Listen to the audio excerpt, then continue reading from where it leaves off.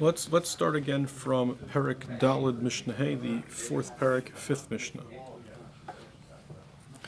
Ha'aymer l'misha eino neman al meisers. If someone tells someone who he doesn't particularly trust about separating meiser, kach li mimishu neman, go buy me some stuff from a storekeeper who is trustworthy about meisers. Umimishu meiser, you tell him, go buy from me from someone who took off meiser, and he comes back to your house with whatever, a bag of apples. Eino neman, you don't know where he got it from, so you don't trust him that he necessarily followed your instructions and bought from someone who is trustworthy.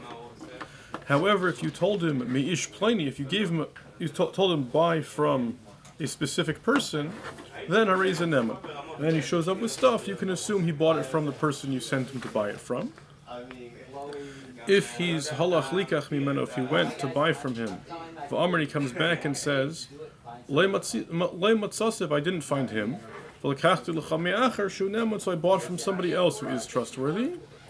Again, eino neman, you only trust him if he bought from the specific person you told him to, because that way you theoretically at least have a way to double check him. So he wouldn't want to lie about it, but in general you don't trust him.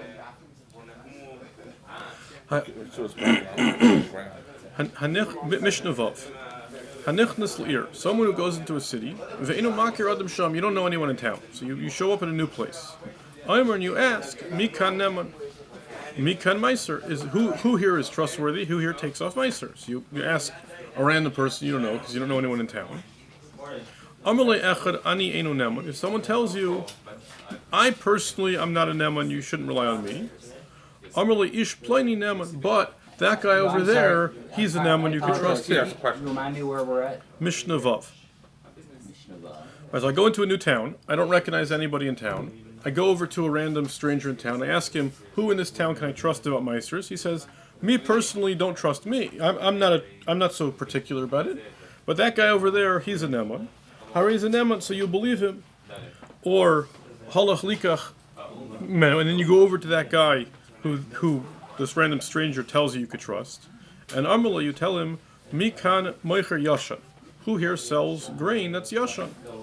Amrullah, and that guy tells you, mimisha shalachti etzli, the guy who sent you to me, his grain is yashan, but he's not believed on meiser. So even though it looks kind of like they're each helping each other out, they're doing favors back and forth, that they're saying the other one's neman about the other thing, says there we would believe them, because there's no reason to believe that they have any sort of arrangement. They're two random people in a town. Right? There's no reason to believe that the storekeeper is made up, that when strangers come over, I'll say your stuff is meiser and you'll say my stuff is yashan. So you could believe them, because there's no real incentive for them to lie about the trustworthiness of someone else. No zero self-interest. Right. As opposed to a Mishnah Zayin, hachamarim, if you have two literally donkey drivers, but the significance of them is they would take donkeys, they would go out to the fields where they're selling wheat, they'd load them up, and then they're the truck drivers essentially, and then they would show up with a bunch of wheat. Shenichnas l'ir, so you have a bunch of donkeys loaded with different produce that show up in the city. And Amar Echad, if one of the truck drivers says, Shali Chadash v'shal Chaveri Yashan, that my stuff, you don't want to buy it because my stuff's Chadash, but the other guy's, his is Yashan.